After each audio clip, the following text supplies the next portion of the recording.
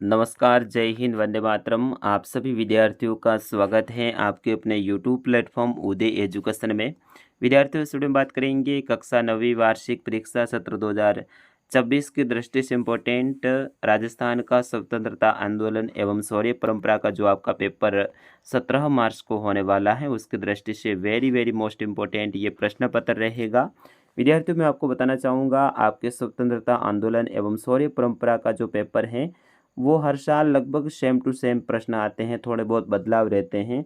बाकी जो PYQ रहते हैं, यानी पिछले ईयर में जो पूछे गए प्रश्न हैं वही प्रश्न ज़्यादातर आपके एग्ज़ाम में लगभग 60 से 70% पूछने की संभावना रहती है। और मैंने अनुभव भी किया है, मैं हर साल वीडियो भी बनाता हूँ, तो उसमें भी मैंने देखा है जो पुराने साल के जो आपके पेपर होते हैं उन्हीं में से ज़्यादातर प्रश्न आते हैं। तो एक ऐसा ही मैं पुराना पेपर लेकर आया हूँ और इस वीडियो में से काफ़ी प्रश्न आपके एग्ज़ाम में कल देखने को मिलेंगे। तो विद्यार्थियों, इस वीडियो को अंत तक देखिएगा।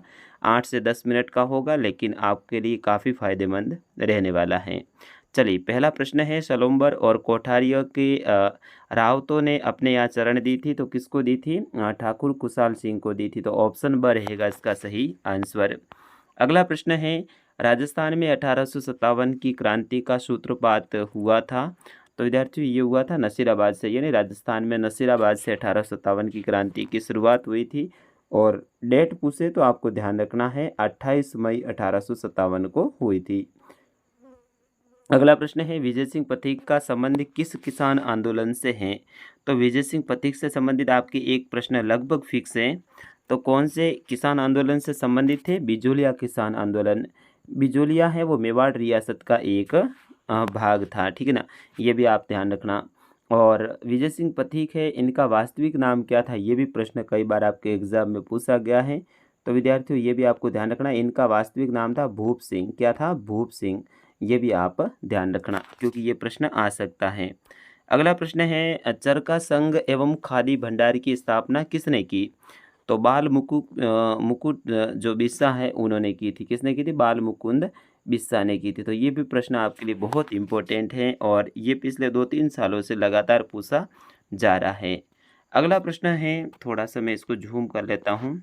हाँ, मेरवाड़ा बटालियन का मुख्यालय कहाँ स्थित था?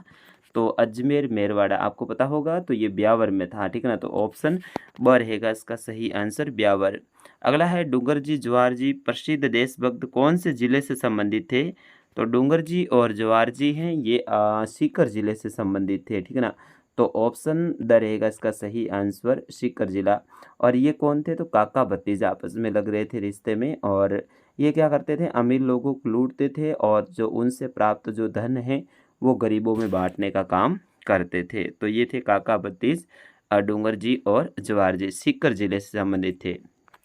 अगला प्रश्न है, पुलवामा आतंकी हमले में शहीद रोहितास लांबा राजस्थान के कौन से जिले से थे? तो ये जयपुर जिले से थे, ठीक ना, जयपुर। अगला है, आइफा हीरो के नाम से प्रसिद्ध सेनानी कौन है? तो मेजर दलपत सिंह। ऑप्शन अ रहेगा इसका सही आंसर। अगला प्रश्न है, हुरडा सम्मेलन कब आयोजित हुआ? तो विद्यार्थियों, हुरडा सम्मेलन है वो 17 जुलाई 1734 को हुआ था। कब हुआ था? 17 जुलाई 1734 को। कहाँ पर हुआ था? हुरडा नामक स्थान, जो कि किस जिले में है? भीलवाड़ा जिले में। किस जिले में है? भीलवाड़ा जिले में। ये क्यों हुआ था? मराठाओं की बढ़ती शक्ति को रोकने के लिए राजस्थान के जो राजपूत राजा थे उन्होंने इस सम्मेलन को बुलाया था। अगला प्रश्न है, संप सभा की स्थापना किसने की? तो विद्यार्थियों, इसका सही आंसर होगा गोविंद गिरी ने संप सभा की स्थापना की। किसने? गोविंद गिरी ने। अगला प्रश्न आपके रिक्त स्थान से संबंधित रहेंगे, यानी 10 हैं वो आपके अवसद के प्रश्न आने वाले हैं। तो 11वां प्रश्न आपके रिक्त स्थान से संबंधित है, मारवाड़ प्रजामंडल की स्थापना सन 1934 में हुई थी। कब हुई थी? 1934 में। जयनारायण व्यास वगैरह इनमें महत्वपूर्ण थे। अगला है, पहला समाचार पत्र मूक नायक 1920 में प्रारंभ हुआ था। कौन सा हुआ था? मूक नायक, यह आप ध्यान रखना। अगला है, 1857 की क्रांति के समय उदयपुर रियासत का शासक स्वरूप सिंह थे। कौन थे? स्वरूप सिंह। और राजस्थान दिवस है वो कब मनाया जाता है? तो 30 मार्च को मनाया जाता है। राजस्थान दिवस कब मनाया जाता है? 30 मार्च को। स्वतंत्रता के समय राजस्थान का नाम राजपूताना था। इसको राजस्थान नहीं कहते थे क्योंकि यहाँ पर राजपूत राजाओं का आधिपत्य रहा है ज़्यादातर, तो राजपूताना इसका नाम था। ठीक है ना, तो 15वें में राजपूताना आप कर दीजिए।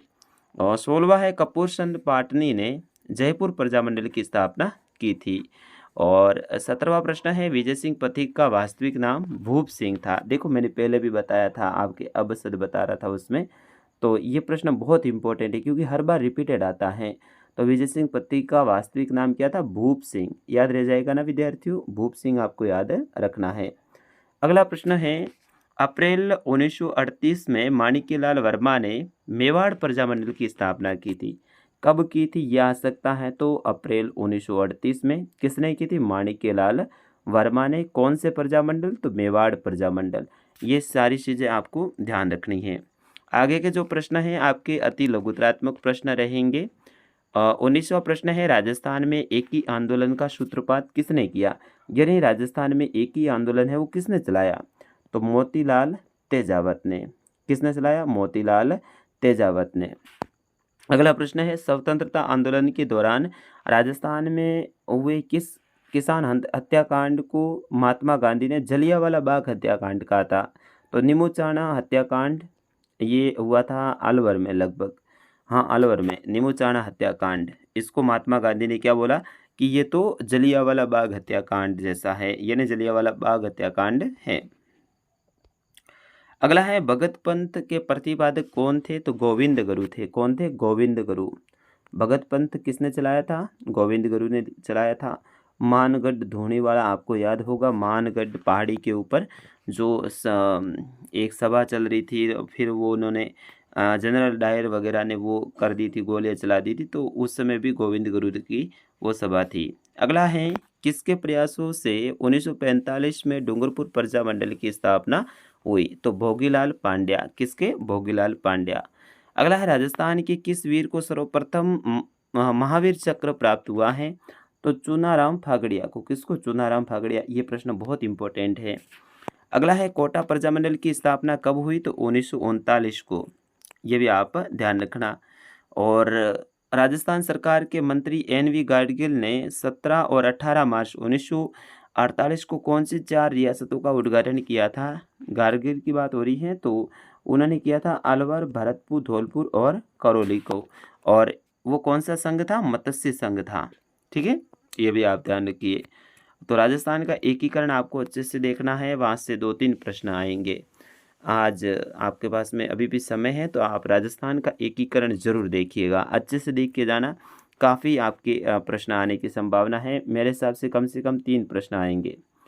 सप्तम चरण में वर्तमान राजस्थान की कौन सी श्रेणी रियासत थी? तो वो थी सिरोही। 7वें और अंतिम चरण में सिरोही शामिल हुई थी, आबू और देलवाड़ा आपको पता होगा। अगला है बीकानेर प्रजामंडल की स्थापना किसने की? तो कलकत्ता में की थी मगाराम वेद ने। किसने की थी? मगाराम वेद ने। और कहाँ की थी? कलकत्ता में। अगला है मेवाड़ प्रजामंडल की स्थापना कब हुई थी? तो मेवाड़ प्रजामंडल की स्थापना अप्रैल 1938 को हुई थी। और किसने की थी? रघुवर दयाल गोपाल ने की थी। अगला है ब्रिगेडियर रघुवर सिंह को किस पदक से सम्मानित किया गया? तो महावीर चक्र से। तो इस तरह से ये आपके थे अति लघुतरात्मक प्रश्न। आगे के प्रश्न बड़े रहेंगे, लेकिन इन प्रश्नों को आप एक अंदाजे के तौर पे लीजिएगा और इस टाइप के प्रश्न आप याद जरूर कीजिएगा। बिजुलिया किसान आंदोलन के संदर्भ में विजय सिंह पथिक की भूमिका को रेखांकित कीजिए। तो विजय सिंह पथिक से संबंधित आपके 2 या फिर 3 प्रश्न आने की पूरी संभावना रहेगी, तो इनको आप जरूर देखिएगा।